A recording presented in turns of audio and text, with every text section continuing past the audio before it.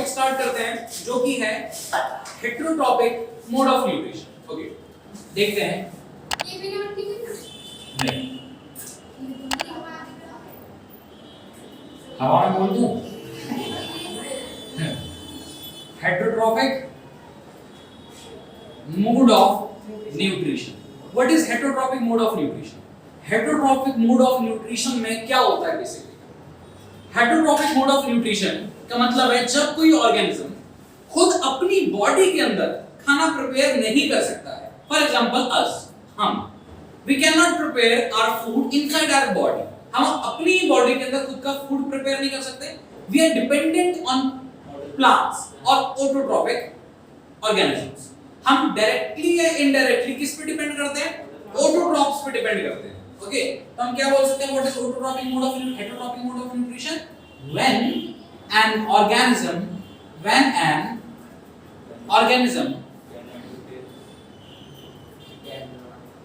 cannot prepare its own food। ठीक है, इसमें एक और पॉइंट आप लिख सकते हो, heterotrophs are dependent on autotrophs। जो हेटेरोट्रॉप्स हैं वो किस पे डिपेंड करते हैं?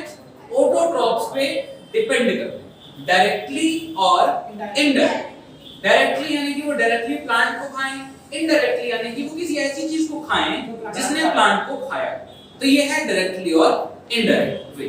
अच्छा, तो ये था हेटेरोट्रॉपिक मोड ऑफ न्यूट्रिशन। लेकिन इसके साथ साथ आपको ये समझना है कि हेटेरोट्रॉपिक मोड ऑफ न्यूट्रिशन में एनर्जी तो नहीं मिली है इसे। एनर्जी गेन करने के लिए ये जिस ऑटोट्रॉप पे डिपेंड कर रहा है वो डायरेक्टली उससे एनर्जी नहीं लेगा। उसको बॉडी में डालने के बाद इसको उसे डाइजेस्ट करना पड़ेगा, यानी कि उसको उस लायक बनाना पड़ेगा जिसकी बॉडी को रिक्वायरमेंट है। बाहर प्लांट ने क्या बनाया था? हमने ऑटोट्रॉपिक में पढ़ा, प्लांट ने क्या प्रिपेयर किया था? Finally glucose. वो जो ग्लूकोज है उसमें बेसिकली कार्बोहाइड्रेट्स होते हैं। वो कार्बोहाइड्रेट्स हमारे डायरेक्ट किसी काम के नहीं है। उन कार्बोहाइड्रेट्स को हमें खुद की जरूरत के हिसाब से ग्लूकोज में कन्वर्ट करना पड़ेगा। क्लियर? तो हम क्या करेंगे? जिस प्लांट को खा रहे हैं उसके कार्बोहाइड्रेट को खा रहे हैं तो उसको किस में कन्वर्ट करेंगे? ग्लूकोज में कन्वर्ट करेंगे। तो इस प्रोसेस को हमने नाम दिया है डाइजेशन। अलग अलग ऑर्गेनिजम्स अलग अलग तरीके से ये करते हैं। जैसे अगर हम बात करें अमीबा, जो कि एक यूनिसेलुलर ऑर्गेनिज्म है, वो अलग तरीके से डाइजेशन करता है। वो क्या करता है? अपने साइटोप्लाज्म को फैलाता है और फैलाता है और फैलाता है और किसी फूड को कैप्चर कर लेता है। और इस तरीके से उसको जो ये नकली पैर हैं इनको कहते हैं सूडोपोडिया। सूडो यानी कि नकली, पोडिया यानी कि पैर। तो ये हो गए नकली फॉल्स फीट यानी कि सूडोपोडिया। इसके जरिए क्या कर लेता है? किसी भी खाने को इनटेक कर लेता है और इसी तरीके से वापस जो उसका बचता है उसको वापस एक्सक्रीट आउट भी कर देता है। अच्छा, लेकिन हम जो पढ़ने वाले हैं वो है ह्यूमंस में डाइजेशन कैसे होता है। तो हम क्या पढ़ेंगे? Nutrition in human beings.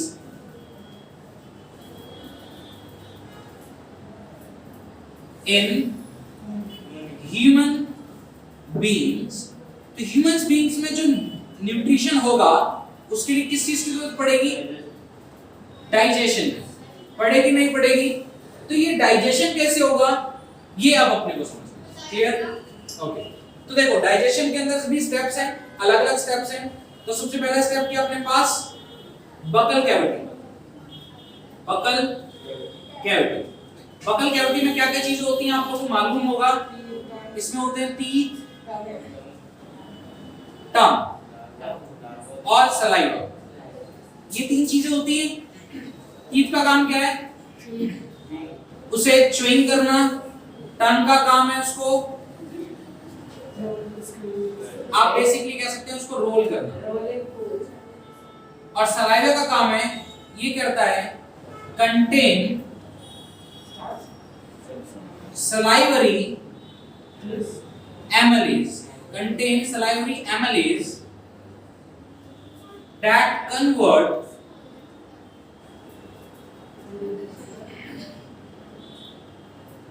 Carbohydrates into sugar.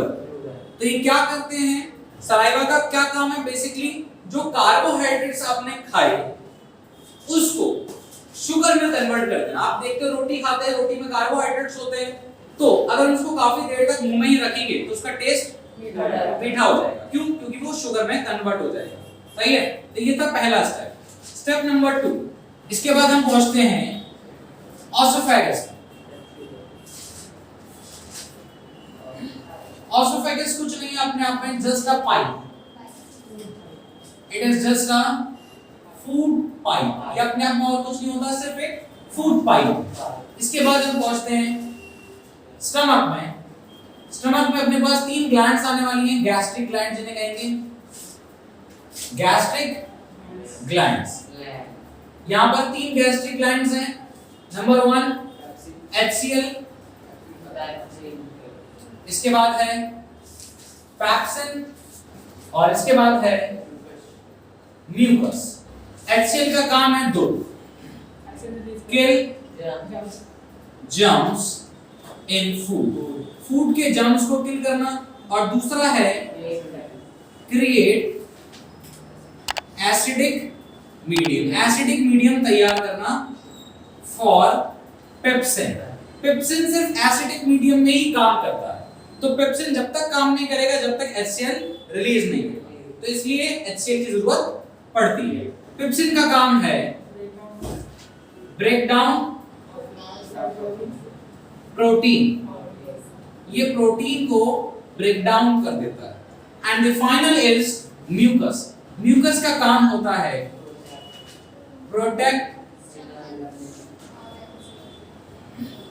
Stomach from HCl।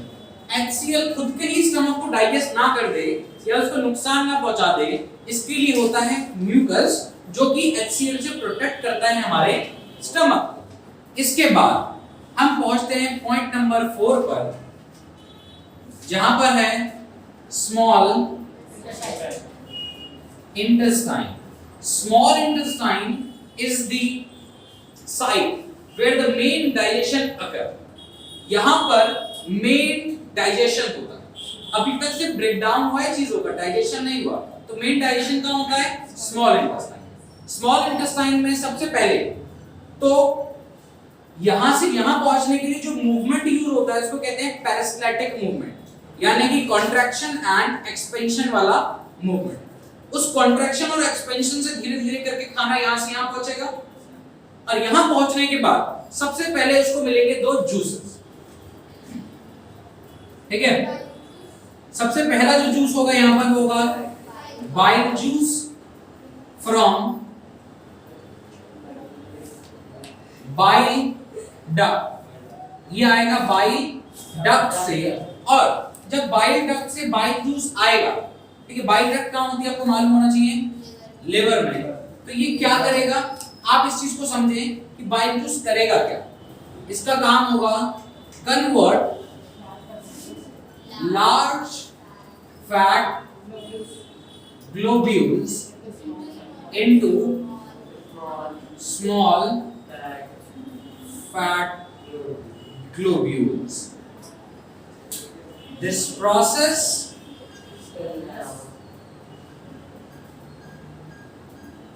is known as emulsification. This process is known as emulsification, and this fat is emulsified fat. This fat is emulsified fat. तो आप क्या समझ रहे हैं, सबसे पहली जो चीज होगी स्मॉल इंटेस्टाइन में वो ये है कि जितने भी लार्ज फैट ग्लोब्यूल्स हैं वो स्मॉल फैट ग्लोब्यूल्स में कन्वर्ट हो जाएंगे, और लार्ज फैट से स्मॉल फैट ग्लोब्यूल्स बनाने की प्रोसेस है इमल्सिफिकेशन, और इससे जो छोटे छोटे फैट के पार्टिकल्स बचे उनको आप इमल्सिफाइड फैट कहोगे, यानी कि छोटे छोटे फैट के पार्टिकल्स। ये जब आगे जाएंगे तो बाद में ये और ज्यादा डाइजेस्ट हो जाएंगे और खत्म हो जाएंगे, और फाइनल प्रोडक्ट इनका बन जाएगा। इसके बाद जो दूसरी चीज है स्मॉल इंटेस्टाइन में, अपने को एक और मिलेगा तो बाइल जूस के बाद क्या मिल रहा है अपने को? पैंक्रियाज से आएगा पैंक्रियाटिक जूस।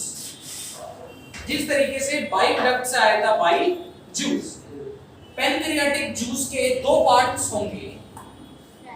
इसके अंदर दो एंजाइम्स मौजूद रहते हैं और वो दो एंजाइम्स में से पहला एंजाइम है ट्रिप्सिन और दूसरा एंजाइम है लाइपेज। ये दो एंजाइम्स मौजूद हैं। ट्रिप्सिन का क्या काम होता है? ट्रिप्सिन का काम है, जो हमने वहां पर प्रोटीन को सिर्फ ब्रेक डाउन किया था स्टमक में, अब उसके डाइजेस्ट होने का टाइम आ गया, यानी कि ये करेगा डाइजेस्ट प्रोटीन। और यहीं पर इसका क्या काम है? Digest fat. Not only fat, emulsified fat, जो फैट अब छोटा हो गया है, यानी कि स्मॉल फैट ग्लोब्यूल्स में कन्वर्ट हो गया बाइल जूस की वजह से, वो यहां पर फाइनली ब्रेक डाउन हो जाएगा। इसके बाद जितनी भी चीजें उन सबका फाइनल प्रोडक्ट बनेगा, यानी कि आपने जो कुछ भी खाया उसका जूस तो बन चुका है, अब उसमें अगर कोई भी बाकी कमी रह जाएगी वो बाकी ग्लैंड्स पूरी कर देंगी और आपको मिलेंगे कुछ फाइनल प्रोडक्ट्स। तो आपको यहीं पे मिलेंगे फाइनल प्रोडक्ट्स। किसका क्या फाइनल प्रोडक्ट है? तो मेन तीन चीजें जिनके फाइनल प्रोडक्ट पे आपको ध्यान देना है। नंबर 1 कार्बोहाइड्रेट्स, क्योंकि हमने स्टार्टिंग में जो मेन चीज खाई थी ना वो कार्बोहाइड्रेट्स थी। तो क्वेश्चन ये आता है कि आपके कार्बोहाइड्रेट्स किस में कन्वर्ट हो गए? तो आप बता सकते हो किस में कन्वर्ट हुए? ये कन्वर्ट होंगे फाइनली ग्लूकोज में। दूसरे नंबर पे अपने पास आता है फैट्स, है ना? किस में कन्वर्ट हो गए फैट्स? अमीनो एसिड्स में। ठीक है, फैट हमने खाया जितना भी वो फाइनली अमीनो एसिड में कन्वर्ट हुआ। और इसके बाद बच गया प्रोटीन। जितना भी आपने प्रोटीन लिया वो किस में कन्वर्ट हो गया? फैटी एसिड्स में, या फिर वो आपकी बॉडी में जमा हो जाएगा किस फॉर्म में? And glycerol. ग्लिसरॉल एक कंपोनेंट है जिस फॉर्म में हमारी बॉडी में एनर्जी जमा हो जाती है, स्टोर्ड एनर्जी ग्लिसरॉल की फॉर्म में जमा होती है। अब ये सारी चीजें हो गई, यहां पर मेन डाइजेशन पूरा हो गया। तो आप ये कह सकते हो जो मेन डाइजेशन है ना वो स्मॉल इंटेस्टाइन में होता है, मेन डाइजेशन। इसके बाद जो प्रोसेस है वो है एब्जॉर्प्शन की, ये सारी चीजें हमने बना तो ली, फाइनली अपने को ये सारी चीजें मिल तो गई, अब इनको डाइजेस्ट करना है। ठीक है,